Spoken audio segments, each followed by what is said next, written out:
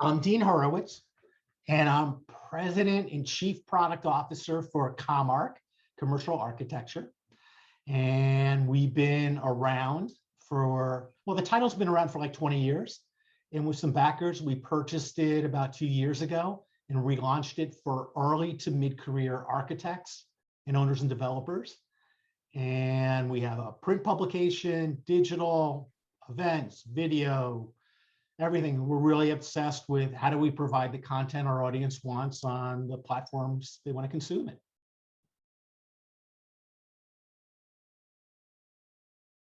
Just trying to figure that out right now. And there's a lot of studies going on in universities around the country. A lot of firms are doing their own work. They want to see what is the long-term impact. You know, a few months ago, the talk was, this is going to change everything. How space is and how it's arranged and how we interact. And let's really talk about all those things. And then somehow, as the pandemic started, I don't know if it's winding down, but getting to the point where there's going to be some more opening and people are going back to work and all that, it feels like people are like, ah, who cares? I just want to go back to the way it was. Like, forget everything, for everything that we learned. But the stuff that I'm hearing about that I think is really, really interesting is the social interaction. Like, going for architecture, designing a restaurant now. One of the most important areas of that restaurant is going to be the bathroom, because there's a lot of icky stuff that we're real sensitive to now that we would not put up with, you know, if it's still like the old way. And then for offices, this idea of, well, if people are going to be working from home and coming in the office a certain amount of time, and we want to mandate that collaboration because we really need it, then what does the office look like? Are we more temporary, smaller space? People come in, lots of collaboration. And a lot of focus has been on, which I think is really, really interesting, is hospitality. So how do you incorporate hospitality into the office?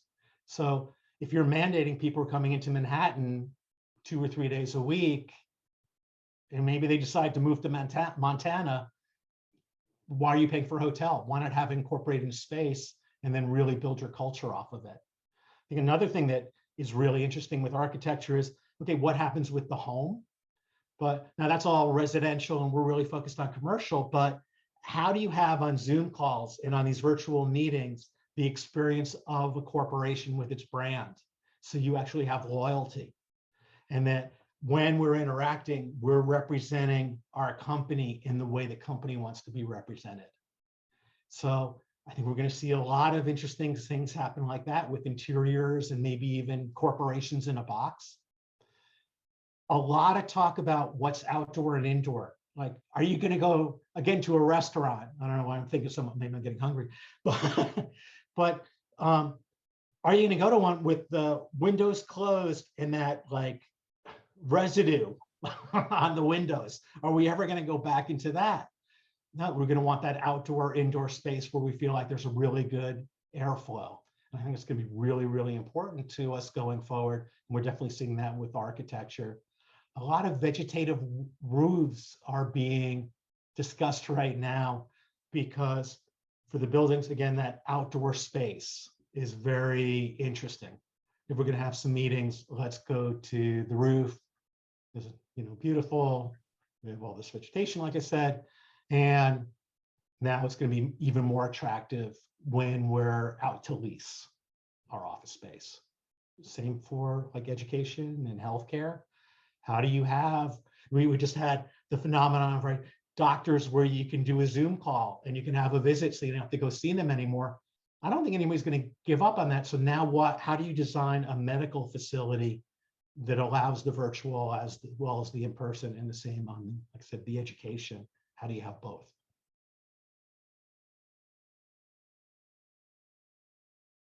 Let's talk first about architects and designers, because they're so used to looking over and getting advice, asking questions and collaborating freely. And now they've been stuck with half-hour Zoom calls where you know about the person's dog and their kids. And they're like, wait, I only had a quick question. It just burned through a half hour. So there's been an interesting struggle on their side of how do you make that virtual work?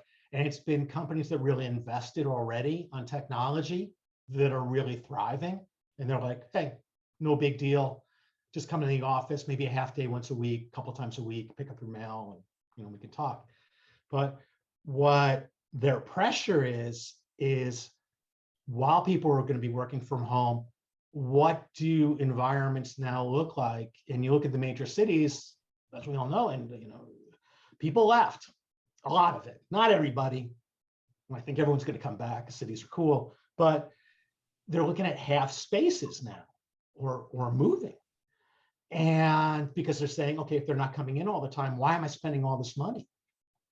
So the architects and designers are really thinking about the space that people are coming into. How does it become a person's space while they're there? So is there some sort of trigger where you plug in your computer and then that workstation remembers you and then it sets up accordingly so that way you're comfortable when you're there? Like, what are those different things that will now have to be in the spaces that we're just going to expect? And hospitality and all those other things that are going to be really, really important to, how do people work? It's fascinating. And there's so many proposals right now on how work is going to look going forward. But it seems like people just want to go back to the way it was before with some flexibility.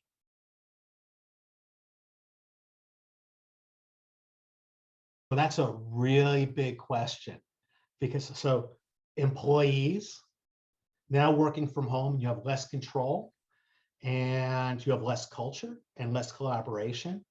So that's been a big discussion item, right? How do you handle clients? A lot of projects were stalled. A lot of funding that was supposed to come through just haven't gone through because of freezes on the money side. So then how's your relationship with clients and how do you get new business? And it's really complicated. So the first we saw at commARCH last year, it was like this burst of entrepreneurship where people were like, I don't want to work here anymore. I want to do my own thing. And they were working from home and they were comfortable with it. And they just said, now's the time. So we saw that. We saw all these people like not leaving us, but just moving companies. I thought that was really, really interesting. And for clients, how they're interacting has become more stilted and harder because, when you think about it, you call somebody on the phone and everybody just wants to get off the phone, from the minute they pick up. And then on a Zoom call, there's only so much you could really accomplish. So, some people are pretty good at it, but it always wanders and kind of comes to a weird halt where everyone's like, all right, bye. But in person is how so many of these relationships have been formed. And that interaction is so important that the architect has to understand the owner and developer's wishes and the vision. And you're not necessarily getting that right now. So they're getting a little more complicated RFPs with hoops that they normally wouldn't have had. Like, you must read this book before you present, or other things like that. And because everyone's trying to figure out how do you do the right thing and how do you get on the same page. I think everyone's doing it differently.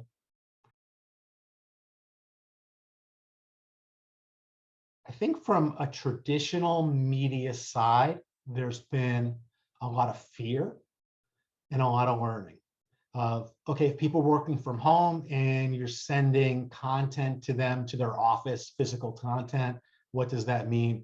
Digital, all that stuff.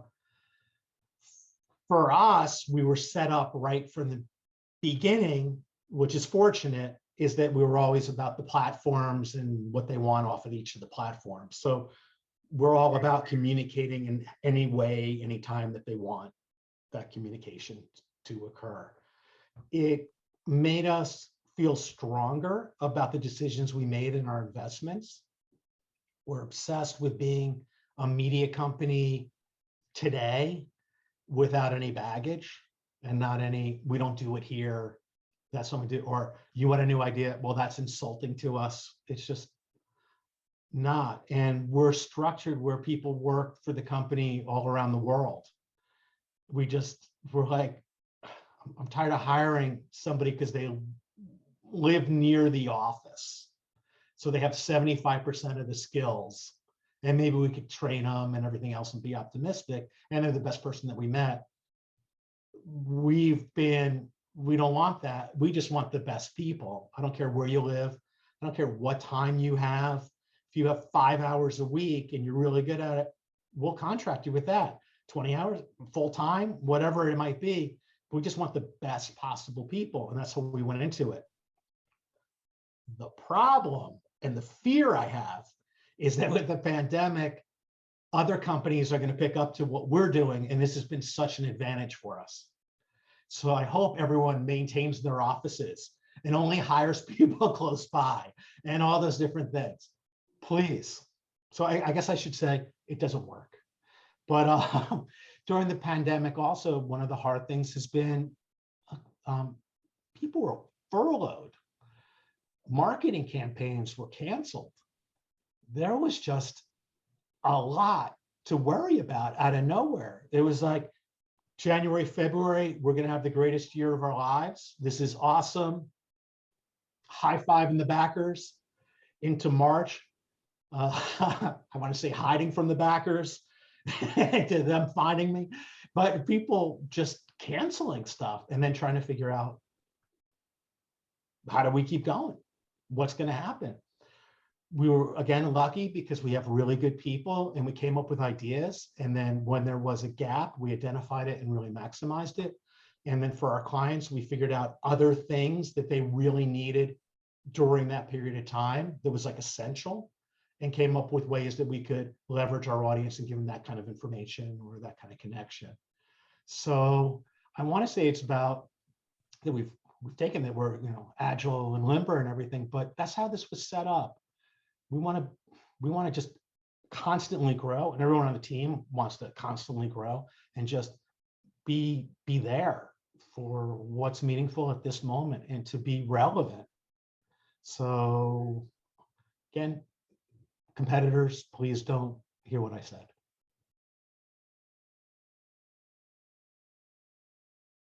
So we decided we would take that approach, again, going to relevant.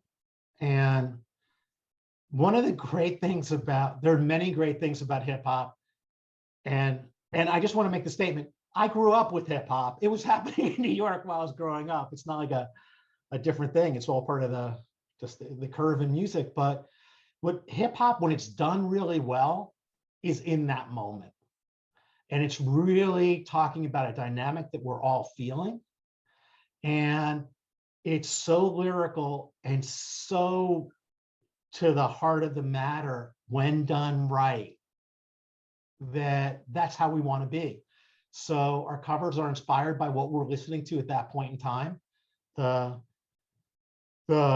importance of it flows through the design of the title, just the musicality of it.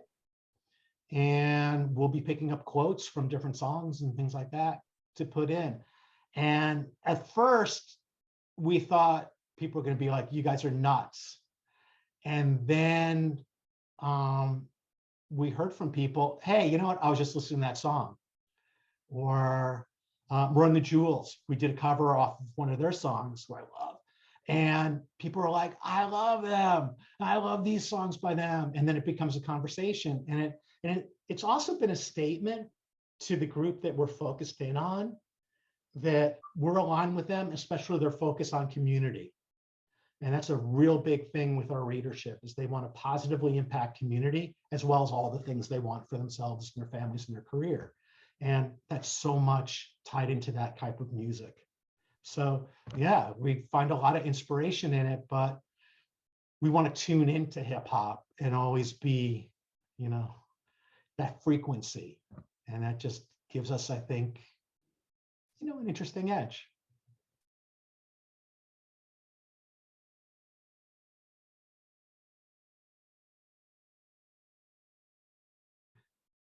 I don't know what to say. I guess I did say, though. So I guess I do know what to say. but I'm sure there's more to say.